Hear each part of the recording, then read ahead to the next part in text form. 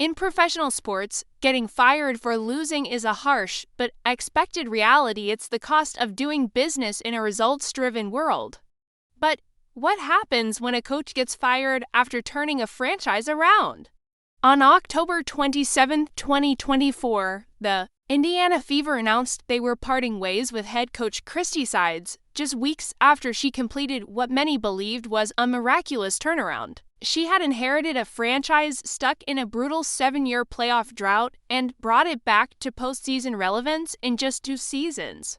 In 2022, the Fever had finished with a miserable 5-31 record, dead last in the WNBA, but the moment Sides took over in November of that year, coinciding with the team securing the number 1 draft pick used to select Aliyah Boston, everything began to shift. Under her leadership, the team's win total jumped to 13 in her first season, and by 2024, following the arrival of Caitlin Clark, the Fever achieved a 20-20 record and finally snapped their long-standing playoff curse. Sides guided the team through the high-pressure storm of media attention that accompanied Clark's professional debut, was named WNBA Coach of the Month for August, and seemed to have solidified her role as the architect of a newly competitive franchise. But despite hitting every benchmark expected of a rebuilding coach and arguably exceeding them, Sides was abruptly dismissed.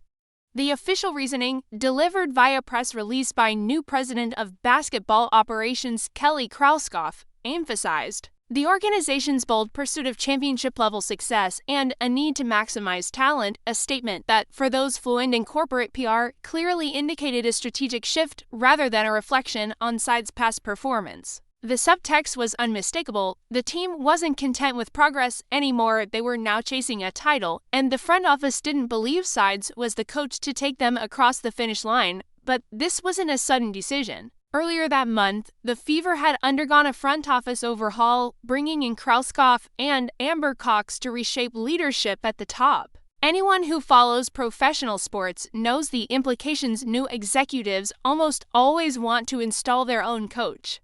The rapid timeline confirmed this wasn't reactionary. Sides was fired on October 27th, and her successor, Stephanie White, was announced just 5 days later. No high-stakes coaching search with interviews, negotiations, and vetting wraps up that fast.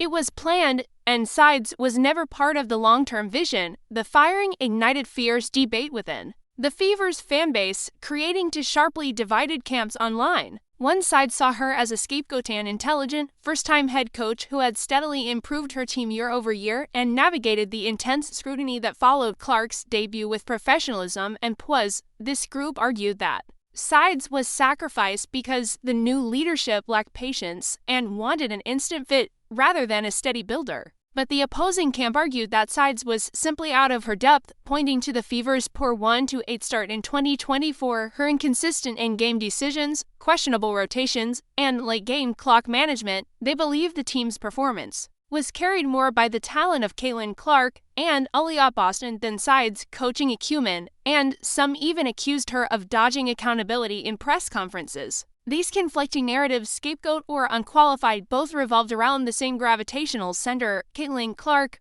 Her impact on the franchise was seismic, bringing national media attention, record-breaking ticket sales, and a massive surge in merchandise revenue. A fan theory emerged that became known as the Kingmaker hypothesis, which held that Clark, whether directly or indirectly, wielded so much value to the organization that no coach could survive without her full confidence, while Clark denied any involvement in Sides' dismissal, saying, "I'm not actually the general manager of the team." In an interview with Time, speculation persisted. And yet, there was also evidence that contradicted the narrative of a rift. Sides had publicly placed Clark in the same echelon as basketball legends like Michael Jordan, Steph Curry, and Diana Taurasi, signaling a deep respect that clashed with the idea of an adversarial relationship. When Sides finally broke her silence, it wasn't through a press conference or interview. It was in a single, understated post on X, formerly Twitter, where she wrote just 7 words: "Leave it better than you found it." On the surface, it read like a gracious, professional sign-off, a common mantra among coaches. But underneath, it was a subtle but powerful message.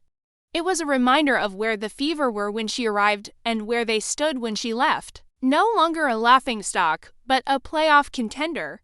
It was her quiet defense, her way of asserting, "I did what I was brought here to do." Perhaps it was also a note to her successor, a warning about the immense pressure that now accompanied the role. After months of uncertainty, her next move was revealed in June 2025, when she was named an assistant coach for the Canadian senior women's national team. It wasn't a WNBA head coaching gig, but it was a high-profile, respected role that affirmed her reputation as a capable leader and developer of talent. Despite the messy exit, her coaching career continues on the international stage, away from the noise and relentless expectations of the Caitlin Clark era in Indiana.